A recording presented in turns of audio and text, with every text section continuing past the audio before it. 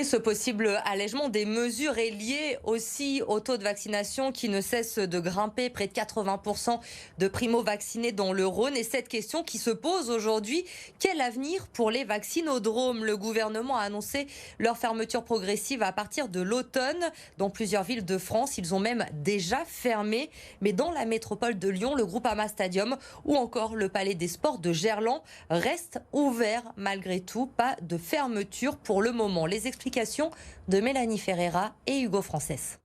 Des chaises et des salles vides. On est loin du pic de la campagne vaccinale à 3000 injections par jour.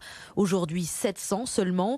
Face à ce ralentissement de la campagne vaccinale, le centre a donc réduit ses capacités. On est passé de 20 box à 10 à 12 box. Et puis on est passé de 8 à 5 médecins présents sur le centre. Devant leur box, les infirmiers attendent que les patients arrivent au goutte à goutte. Généralement, en fait, sur une journée, sur une matinée de 4 heures, on va préparer 5-6 flacons. 5-6 flacons qui composent 7 doses par flacon. D'accord ? Et là, en l'occurrence, aujourd'hui, j'en suis qu'à mon deuxième. Parmi ces patients, Claude vient se faire injecter sa 3e dose de vaccin.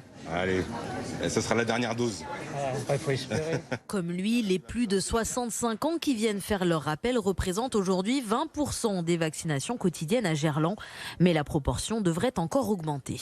Vraisemblablement, à partir du 15 octobre, on va reprendre un rythme vaccinal assez soutenu. Donc c'est la raison pour laquelle on a demandé au centre de maintenir le fonctionnement au moins jusqu'à la fin de l'année. Reste à savoir si les plus de 65 ans viendront bien faire leur 3e dose dans les grands centres de vaccination ou s'ils préféreront aller chez leur médecin ou leur pharmacien.